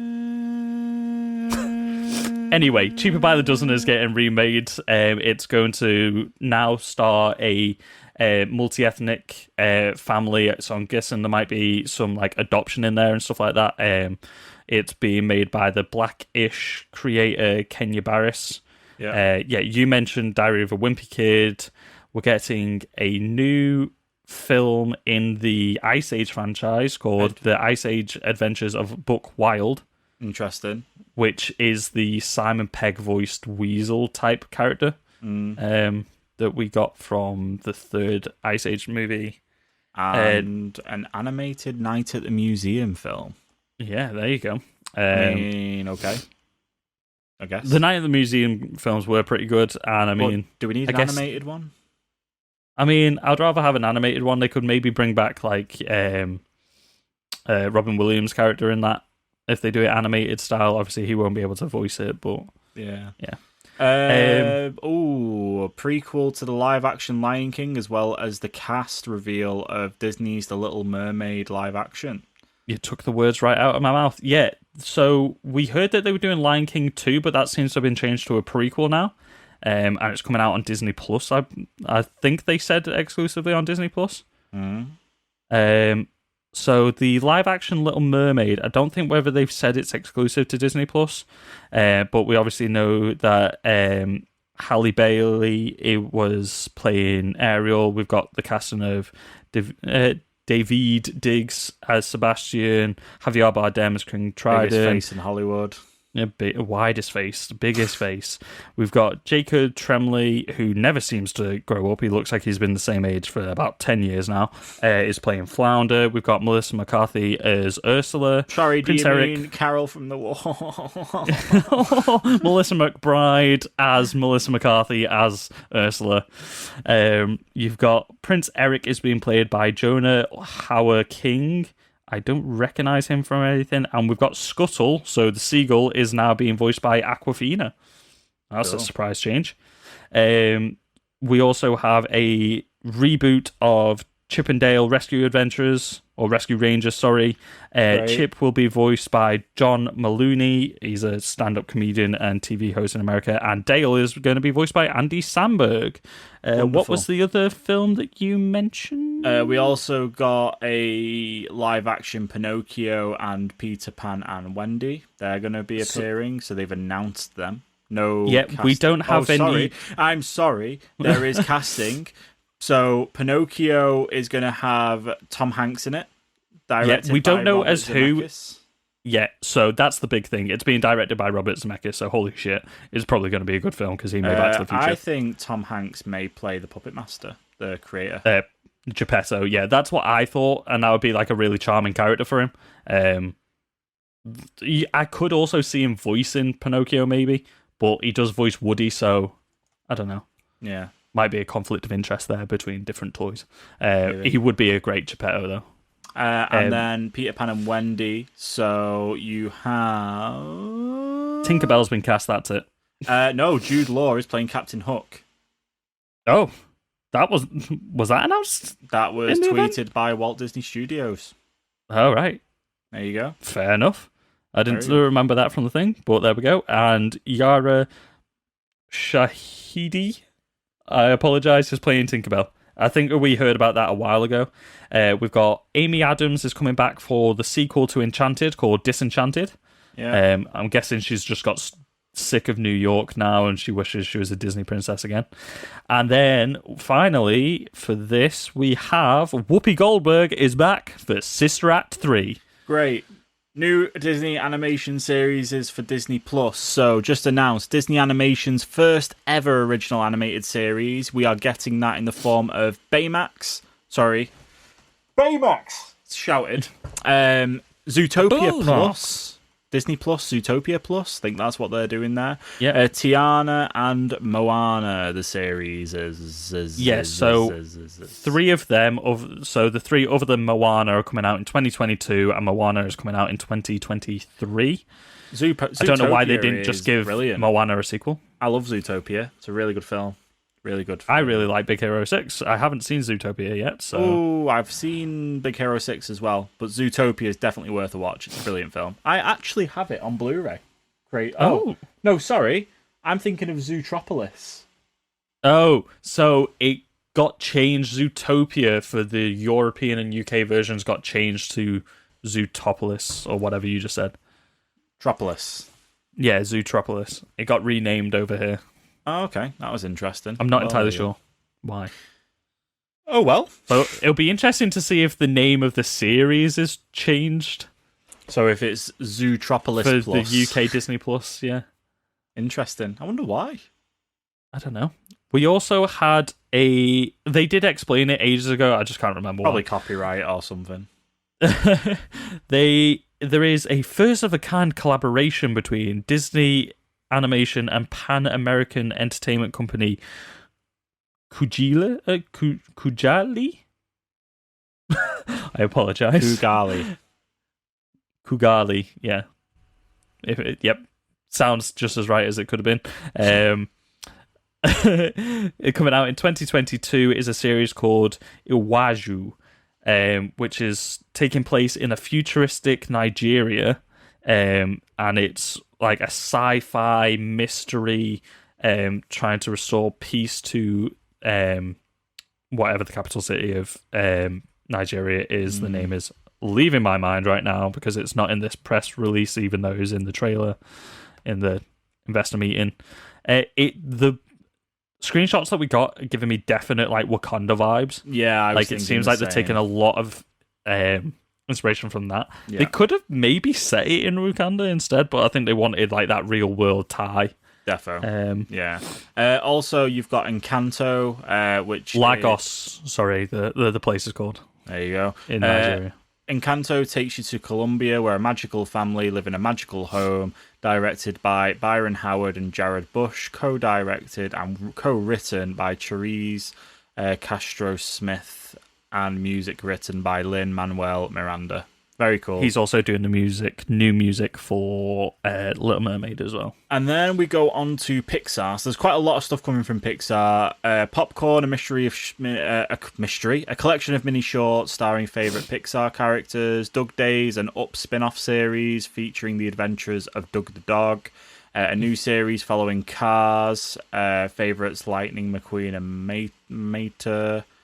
Yeah, Mesa are going on a road trip across America. Yep. Pixar's first original long-form animated series, Win or Lose. Pixar also announces its next feature film, Luca, will be heading to theatres June 2021. And from the director of the short, Bao Demishi's Turning Red hits theatres March 11th, 2022. So Turning Red is about a giant red panda, which I'm all in for. Take my money, I love red pandas. But the big story we get from Pixar is Lightyear is heading to theatres June 17th. Lightyear will star Chris Evans as the voice of Buzz Lightyear in what is described as the definitive story of the original Buzz Lightyear. That's pretty cool, man. So apparently, cool. I reckon this might take some inspiration from... Do you remember the Buzz Lightyear animated series when we were a kid? I don't. I remember the video games. Well, there was a movie and a series when we were a kid. So he's like a spaceman who gets sent up and then he ends up becoming a Lightyear Ranger, doesn't he? So I reckon it might follow that. Interesting that they're getting Chris Evans to voice him and not Tim Allen from the Toy Story films. But I guess this is the original Buzz Lightyear, not the action figure of Buzz Lightyear. Yeah, there's a screenshot that's been... Pixar also released a photo of Buzz Lightyear in like looks like more like a realistic spacesuit, but it looks beautiful. Looks like it's an Yeah, it does look absolutely great. amazing rendering of a shot. So yeah, very excited to see more from that. Right, shall we talk about Marvel? We have got to shove this podcast into fifth gear or sixth gear right now and get this train moving, Chris. So go on, Okay. take it away with Marvel. Okay, I'll go in sort of order of when it's being released, almost from what we can tell. We've got WandaVision coming out. We've got a brand new trailer. It shows a lot more of the story, maybe a few more hints of what's happening, unraveling the mystery from the first trailer. It looks amazing. So go watch the trailer for that. We've talked about enough about WandaVision. Definitely a lot of our theories seem to be coming true. We also got confirmation that Elizabeth Olsen is now in London filming Doctor Strange in the Multiverse of Madness. We know the original cast from Doctor Strange are coming back from that. So we've got Benedict Cumberbatch, Benedict Wong, Rachel McAdams, and Chiwetel Ejiofor is back as Mordo as well. Cool. So he might be like a secondary villain or maybe the primary villain, like helping to deal with whatever's going on with all the other stuff. And we got confirmation that is going to directly then tie into Spider-Man 3 as well. So that explains all the multiverse happenings there. Cool. After that, we've got Falcon and the Winter Soldier. We finally get like a proper trailer for this now after all the reshoots and stuff, because if you didn't know, apparently it had stuff that may have touched on like a chemical virus or something like that, so they changed it after obviously the whole COVID thing. So yeah, that looked amazing. Falcon's got a new suit, looks really cool. Winter Soldier's got a new look. There's a real cool little bit at the end of the new trailer that we got where he's like flying through a canyon being chased by explosions. It just looks so good. It looks like that bit from Captain America, only better. Yeah, defo. Yeah, it looks fantastic. Got me really excited for that. So we also got confirmed dates for these as well. So WandaVision comes out, starts streaming on January 15th. So we're only a month away from that now. Fucking hype. Falcon and the Winter Soldier starts streaming on March 19th on Disney+. And then we got our first trailer for Loki. Woo! Yes, I watched this. This looks really cool. This looks really cool. So cool, like so much like weirder, more bizarre than I was expecting it to be. So this is coming out in May of 2021. So it's like every couple of months we're getting a Disney property on here. He's teaming up with the TVA, the Time Variant Association or something like that, I believe it's called, with Owen Wilson in there. So it looks like he's going to become an agent and start traveling through time and multiverses and stuff like that to solve different issues caused by everybody's tinkering in time. We're not sure who like a villain or something like that might be, like the causing factor of the drama, but we know it's following the Loki that escaped with the Tesseract from Endgame, which we thought it was going to anyway, because obviously his character died in Infinity War, or did he? But that's the version that we're getting, and obviously because he's fucked up the timeline now by leaving, that's why he's getting brought in. After that, we've got Shang-Chi and the Legend of the Ten Rings. We didn't really get any new information about that, but we found out that it's going to come out on July 9th, 2021. Black Widow will return to theatres on May 7th, 2021. Doctor Strange, Multiverse of Madness, we talked about, has got a release date now of March 25th, 2022. We got a new announcement for a next Ant-Man and the Wasp, the third in the trilogy. We did. Quantumania. Yep. The name's So we got grow confirmation on me a little bit, I think. I like how it's leaning into just sort of like weird sort of like, that's the comedy franchise of the series, which I like. Yeah. It's got like a classic Disney like CinemaScope like color vision type logo to it, so I like how they're leaning into the weird stuff. They also did confirm that Jonathan Majors is playing Kang the Conqueror in this as well. Yes, and all the cast are coming back, so you got Paul Rudd, Evangeline Lilly, Michael Douglas, Michelle Douglas and Michelle Pfeiffer. Yeah. I could remember Michelle Pfeiffer's name, but not Michael Douglas's name. Got your back, bro. Yeah, you got me. Apparently, so this is saying Disney revealed that Izo. I cannot pronounce that name. You know the female actress whose surname is Gomez. How we thought she was going to play America Chavez. Apparently that got revealed, but I didn't see that in the version that I saw of it. I'm not sure if I just missed that. No. That's from the Multiverse of Madness. Okay, interesting. I missed that. Oh, go on. Sorry. I was going to say we got a sizzle reel for Ms. Marvel. Yes. Got our first look at that in action. We didn't see any of her superpowers, but we saw more of her home life and interacting with her friends and stuff like that. And it's very much going to be a more grounded series. That's coming out late 2021, so they're already filming. Yeah. It's so cool. So excited for that. Also, if you're interested in that character, watch the Marvel 616 series on Disney+. Yep. That I talked about a couple episodes ago, the documentary series, because there's a great episode about Ms. Marvel and the women behind all the Marvel stuff. So that is Iman Vellani is playing Camilla Khan. Linking to that, we got an announcement that Nia DaCosta is doing Captain Marvel out on November 22nd, that says. Yeah. It doesn't actually say what year. I'm guessing 2021, maybe? We got a whole bunch of other confirmations as well. I will just quick fire these for you. We got the confirmation of Tatiana Maslany as Jen Walters She-Hulk in She-Hulk. That's been confirmed. Mm-hmm. Mark Ruffalo will return, and Tim Roth will return as Abomination. So cool. Also, I like the fact that they said it's going to focus a lot on her being a lawyer as well. It's not just like Hulk smashing all the things, which I'm sure there will be with having Hulk and Abomination in it. Yeah, absolutely. But it's going to focus on her daily life as well, which is a really interesting twist. Yep. And then the other quick reveals we got was Secret Invasion. We'll see Samuel L. Jackson return as Nick Fury alongside Bendo Mendelsohn. Sorry, Bendo Mendo. This as is Skrull Talos. Massive. Like, the fact that they confirmed this is insane, but the fact that it's a series, I'm like, yeah, it's cool that we get more of this, but I think a film of Secret Invasion would have been sick. Yeah. Because I'm not sure how big this is going to go. Like, I feel like it's going to be a sanitized version of the comic book series. So I love this series. It was the first one that I went to my comic book store every week or every 2 weeks to get the issue when it came out. Yeah.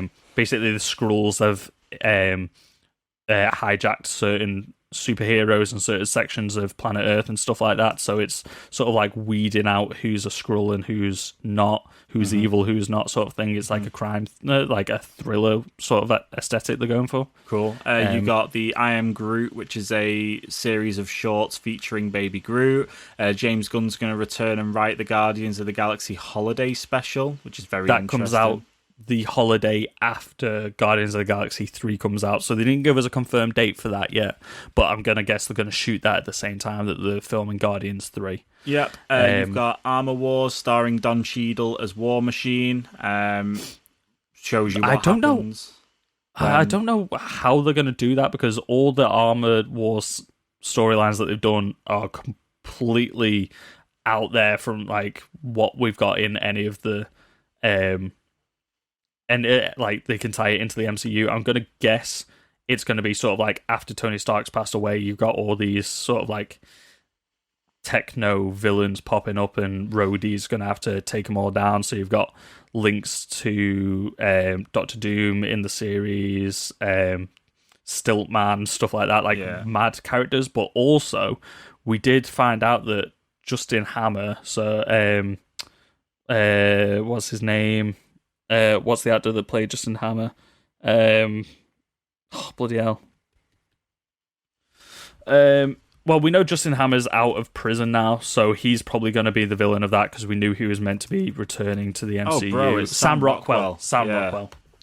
I couldn't find his name in my head then. We've had too many names today.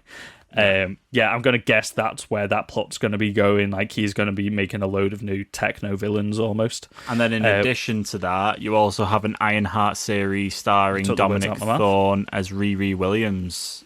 Yes. I've not seen anything that she has been in, but I mean, Marvel casting's been solid so far, so I trust them on that one. Mm-hmm. We then talked there's- about Quantumania. There is one big... Oh, she's going to be in Judas and the Black Messiah as well. That's probably Okay, worth a cool. mention. Cool. The other big reveal that we had... Well, hang on, before we move on to that, Christian Bale, Love and Thor character revealed. There was a lot of speculation around who he was going to be playing. He's going to be playing Gore the God Killer.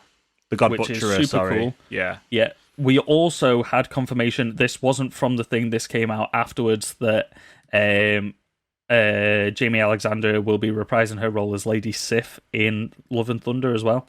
Cool. So she was absent from Ragnarok, but she's back. Yeah. Yeah, Gore the God Killer is going to be sick. Like, we've got Christian Bale and Chris Hemsworth and Natalie Portman and Tessa Thompson going head to head. And the big announcement. The fucking big boy announcement. Fantastic Four is coming back. It might get a good film finally. It has Holy to get a good shit. film. It has to. It doesn't have a choice. It has to have a good film. Directed by John Watts. Spider-Man So he's 3 done- director. He's done all 3 Spider-Man films. Which is for the crazy, MCU. because when you look at John Watts' track record, right, until he did Homecoming, he didn't do like a lot of massive films. No. He did Cop Car Clown, and then he jumped straight into Spider-Man Homecoming. Yeah, I but, think he yeah. had been like producing and ghostwriting and stuff, maybe. But yeah, like the 2 Spider-Man films that we've got are good. So Hell yeah. like, I really enjoy them. I know not everybody is, but I think they're hardcore Raimi fans. But we've got John Watts doing a Fantastic Four film. If he can bring the same like heart and charm that he brings to the Spider-Man films to Marvel's First Family, then holy shit. Yeah. Who's going to be cast? We don't know yet. Do you reckon they'll do the John Krasinski Mr. Fantastic? Probably, because we know they've been interested in John Krasinski for a while, and they sort of done the same thing that they did with Samuel Jackson being Nick Fury, that they did in the comic books. Like, they made the comic book version of him look a bit like John Krasinski and stuff like that. I think they are pushing for it. They auditioned him for Captain America, and he's auditioned for, I think, Chris Pratt's Star-Lord as well. So he's definitely on their radar, and he would be great. It would be a bit of a younger Mr. Fantastic than what we have in the comic books, but you could definitely do it. Definitely. Well, you gotta think when this I comes have no around, it's not got a date yet. It's just announced. So, it could be in a bit future. Get a few years on him. You could have a bit of an older Mr. Fantastic. Maybe. I think he would be great as the role. I don't know who you would get for the rest of the cast, though. I mean, you could as well have Emily Blunt. You could put her in there. That'd be the chemistry would work. Yeah, that'd actually be a really good idea. That'd be actually really, really, yeah. That it's got to be done. It'd be really, smart. hasn't it?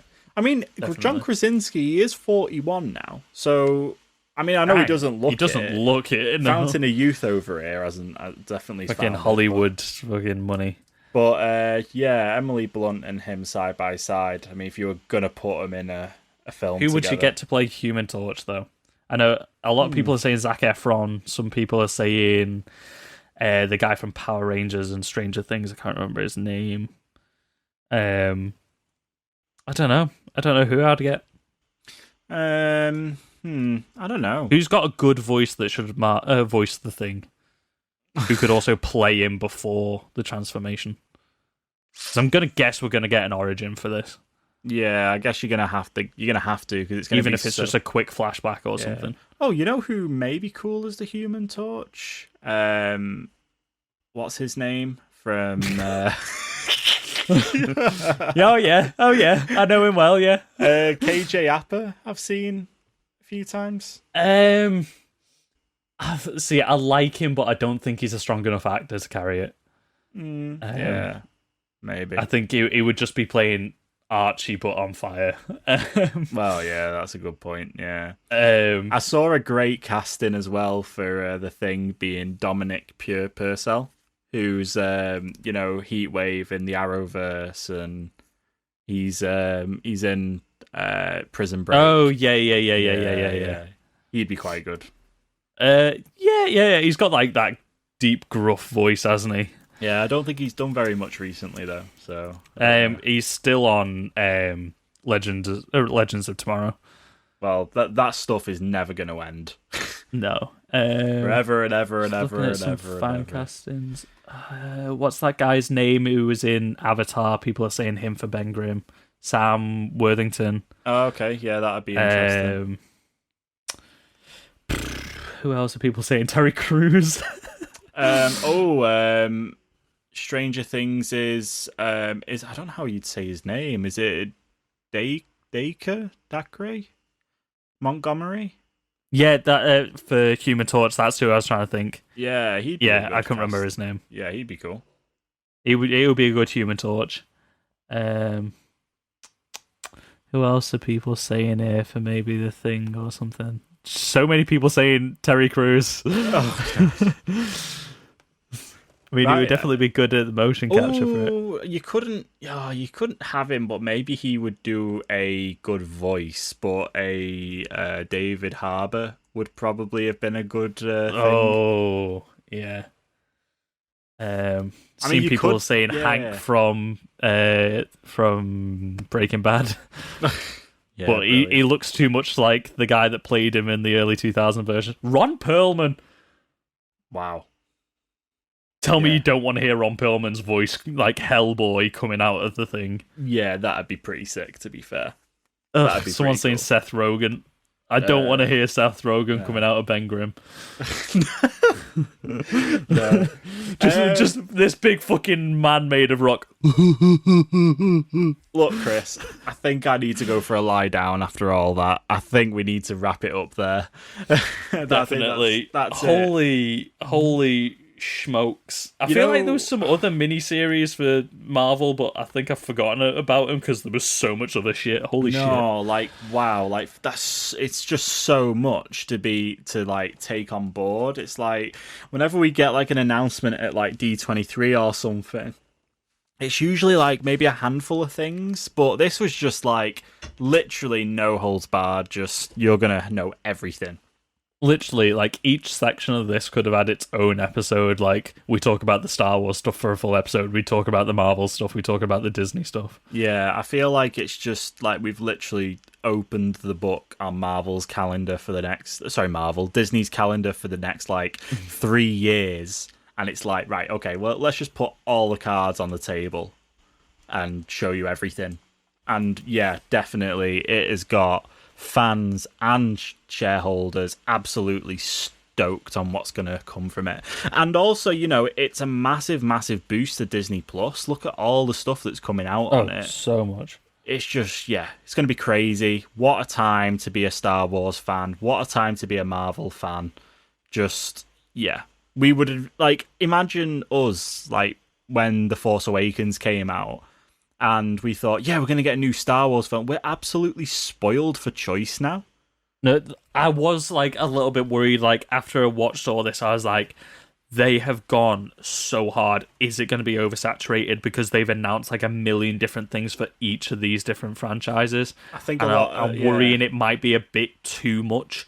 I think what you they worry are also about... announcing stuff for the next 3 years, so that is okay. I think it's very easy to worry about it in the sense that you think the quality is going to suffer, but they're building more of those. What's those screens used in The Mandalorian called? Stage. What did they call Stagecraft. Stagecraft, I think it's called. Is it Stagecraft? Yeah. Yeah, they just made a name for it, didn't they, when they were shooting The Mandalorian? I can't remember what they called it. They're building 3 new Stagecraft studios, which they just that tech just works so well. They're probably going to utilize that for a lot of the upcoming Disney TV show stuff. Mm-hmm. It just literally, you only have to pay for someone to design the background. You don't have to worry about location, lighting. It's brilliant, and you can film. Although I do think when they're doing Mandalorian season 2, the fact that they also have live environments as well, the shooting on location, definitely helps it. I don't think they can go fully into one of those like rooms, but Oh no, definitely. You couldn't have a TV show localized in just that. oh my But just how much productivity it probably adds to them doing it is just so much better. So, in which case, can I interrupt you real quick? what is Somebody it? said we should get Ewan McGregor to play Mr. Fantastic, and now that's the only thing that I want in my life. Oh no. Ewan McGregor, Mr. Fantastic, holy shit. Also, Taron Egerton as Human Torch. I'm on board for that. That's a good casting. And on those bombshells, we're going to end it right there. Thank Ewan you. McGregor for everything. 4 more years. 4 more years. Make sure you check us out on Facebook, Twitter, Instagram at GetRealPod. You can also write into us either by giving us a tweet, a DM anywhere, or you can email us if you're old school like that, getrealpoduk@gmail.com. Let us know what you're most excited for. And Chris, how can people support the pod?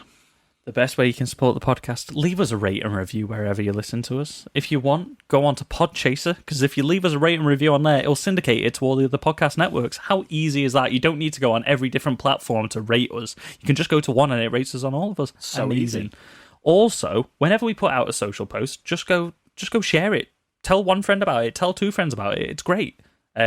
Also, don't forget to check out our sister podcast, Get Real Gaming. They're doing some great stuff over there. Like I said, the next episode is about the Game Awards, and there was loads of new trailers dropped, loads of like controversy, as always. So that's going to be a good episode. Yeah, thank you so much for listening, guys, and we'll see you next time with hopefully less news. Yeah, we'll catch you later, everyone. I'm going to go have a drink and lie down. See ya. Bye. Ewan McGregor for everything. Everything. Unlimited McGregor!